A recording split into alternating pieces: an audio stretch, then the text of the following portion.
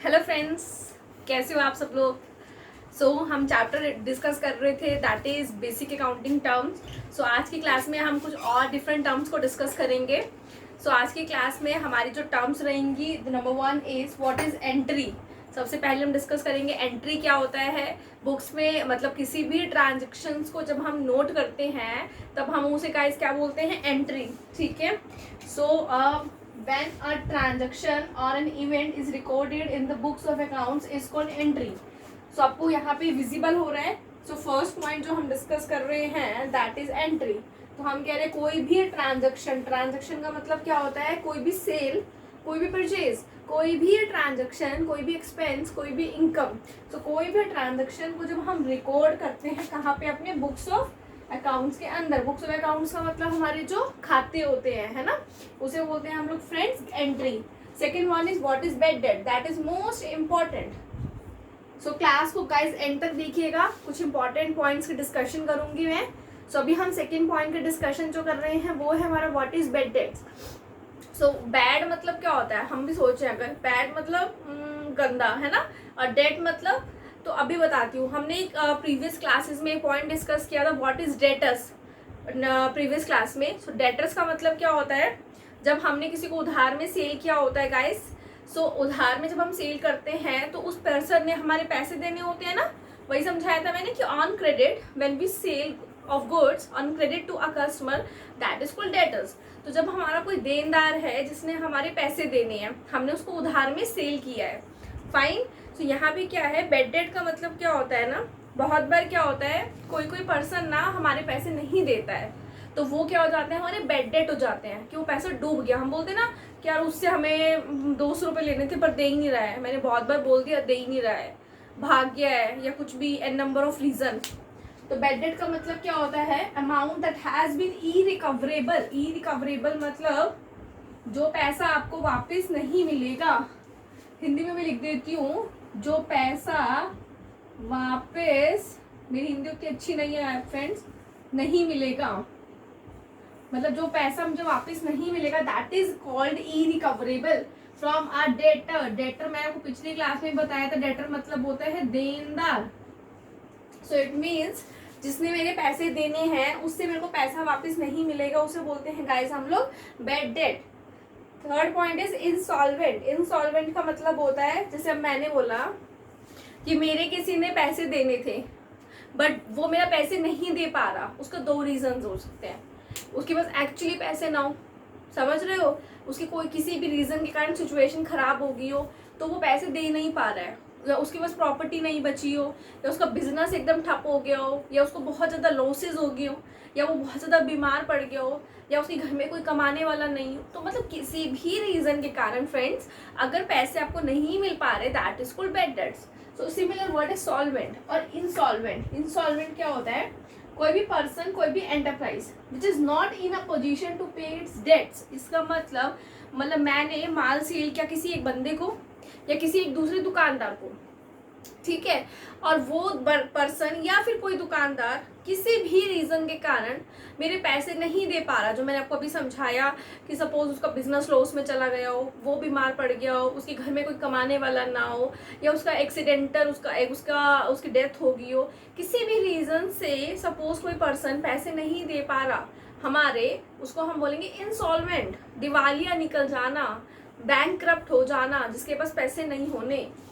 Insolvent मतलब वो person या enterprise which is not in a position, जो बेसिकली उस पोजीशन में नहीं है, which is not in a position to pay its debt, जो अपने डेट को दे नहीं पा रही, ठीक है। और सॉल्वेंट मतलब, तो आपको समझना है what is solvent, what is insolvent. Insolvent मतलब जो नहीं दे पा रही, नहीं, और सॉल्वेंट मतलब जो दे सकती है। पर्सन या enterprises which is in a position to pay its debt, यहाँ पे क्या लिखा है, पे इट्स डेट, यहाँ क्या लिखा है, which is not able to pay its debt. तो what is the difference between solvent and insolvent. Solvent जो दे सकता है अपने कर्जदारी को, इनसॉल्वेंट जो अपनी कर्जदारी को पे नहीं कर सकता है, fine. Next point is what is revenue. Revenue मतलब क्या होता है, सिंपल, जो हम बिजनेस के अंदर गुड्स को लेके आते हैं, किस लिए, बेचने के लिए। सो हम बिजनेस के अंदर जो भी गाइस गुड्स को लाते हैं बेचने के लिए, सो हम गुड्स को क्या करते हैं, बेचते हैं। सो उस बेचने से हम क्या करते हैं, प्रॉफिट कमाते हैं, है ना, रेवेन्यू अर्न करते हैं सेल्स ऑफ गुड्स से। So revenue is an accounting means the income of recurring a regular nature from any source। मतलब रेगुलर नेचर मतलब जिस चीज को हम बार बार सेल करेंगे। जैसे एग्जाम्पल मैं इसका यहाँ पे लिखती हूँ, जैसे एग्जाम्पल जैसे मैंने बोला गारमेंट्स, मेरी शॉप किस चीज की चल रही थी, गारमेंट्स की। तो गारमेंट्स की शॉप में मैं क्या कर रही हूँ, गारमेंट्स का सेल कर रही हूँ। तो गारमेंट्स को सेल करने से मैं जो रिवेन्यू अर्न कर रही हूँ, उसे जो पैसा अर्न कर रही हूँ उसे क्या वर्ड बोलते हैं, रिवेन्यू। सो होपफुली मेरे को लगता है आपको चारों पॉइंट्स क्लियर हुए होंगे। First point is entry. Entry मतलब कुछ भी बिजनेस में हो ना उसको नोट करना, लिखना, that is called entry. What is bad debt, madam जो बैड मतलब खत्म, डेट मतलब जिसने पैसे देने थे। तो दो वर्ड समझ आए, बैड डेट मतलब जिसने मेरे पैसे देने थे वो दे नहीं पा रहा, that is called bad debt. फिर हम समझे what is solvent, what is insolvent. Solvent मतलब जो इस पोजीशन में है कि पैसा दे सकता है, इनसॉल्वेंट मतलब जो इस पोजीशन में है कि पैसा नहीं दे सकता है। अब हम पढ़ रहे हैं रेवेन्यू, मतलब जो बिजनेस के अंदर हम गुड्स को सेल करते हैं, सेल करने से जो पैसा कमाते हैं, दैट इज कॉल्ड रेवेन्यू। अब पढ़ते हैं GST, goods and service tax. So आप लोग को अभी आप लोग रेस्टोरेंट्स में अगर फ्रेंड्स आप लोग जाते हैं वहाँ पे, हम जैसे मैकडॉनल्ड्स, डोमिनोज, तो हम लोग क्या करते हैं, वहाँ टैक्स पे करते हैं 5%। कभी भी नोटिस करना, बिल जब आपके हाथ में आएगा तो आप उस बिल को देखना, यहाँ पे जैसे कोई भी बिल आपके पास आएगा कि आपने एक बर्गर लिया सपोज 39 रुपीज़ का, तो उसके ऊपर जीएसटी भी लगा होगा 5% का, ठीक है।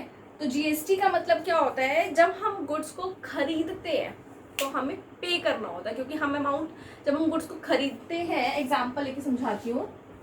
एक बार मैं साइड हो जाती हूँ, आप एक बार इसको पूरे को नोट कर लो, पोज करके नोट कर लेना। सो मैं इसका एग्जांपल लेके समझाती हूँ जीएसटी का।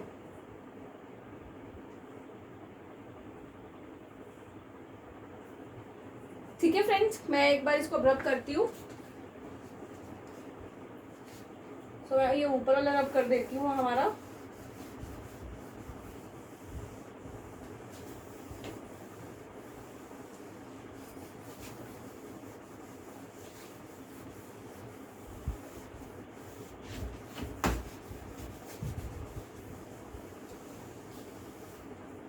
ठीक है, देखिए जैसे हमने कहा, मैं एक मैकडॉनल्ड्स में गई, एग्जांपल ले रही हूँ मैं जीएसटी का। सो इसमें हम क्या गए, एक मैकडॉनल्ड्स में गए हम लोग, है ना, वहाँ पे हमने ना बर्गर खरीदा, तो हमारे पास एक ऐसे बिल बन के आता है, ठीक है। उस पर क्या लिखा होता है, बर्गर, ठीक है। हमने खरीदा एक सपोज 39 रुपीज़ का, फिर जीएसटी लगाए, सपोज हम मान लेते हैं मोटा मोटा 5%, इसका हो गया 1.5 रुपये मान लेते हैं। तो हमने सपोज 40.5 रुपीज़ हमारा टोटल बिल बना, एग्जाम्पल लेके बता रही हूँ सिर्फ। तो इतना पैसा आप क्या करोगे, पे करोगे। सो इट मीन्स जब हम कोई भी चीज़ खरीदते हैं तो हम जीएसटी को क्या करते हैं, पे करते हैं, क्योंकि मैंने ये 1.5 रुपया भी पे किया है ना। बट सेलर ने क्या किया, जो मैकडॉनल्ड्स है उसने जीएसटी क्या किया, कलेक्ट किया, उसके पास आएगा, हमारे हाथ से जाएगा। वही मैंने यहाँ पे समझाया कि GST is paid eight the time of purchase. जब आप कोई भी चीज़ खरीदते हो तो आपको जीएसटी देना पड़ता है। जैसे मैंने बर्गर खरीदा मैकडॉनल्ड्स में जाके, and GST is collected at the time of sales. जब कोई भी सेल होती है तो जीएसटी कलेक्ट होता है। कलेक्ट किसने किया, मैकडॉनल्ड्स ने। सो होपफुली गाइज आपको क्लास में आज सारे टर्म्स अच्छे से समझ आई होंगी। What is entry, what is bad debt, what is solvent, what is insolvent and what is GST. So thank you so much guys for listening me, और kindly subscribe my channel. और friends आप bell icon को press करना, जिससे कोई भी latest videos जो मैं रिलीज़ कर रही हूँ आपके मोटिवेशन से, सो आप मेरी वीडियोस को फटाफट देख सके। Thank you so much.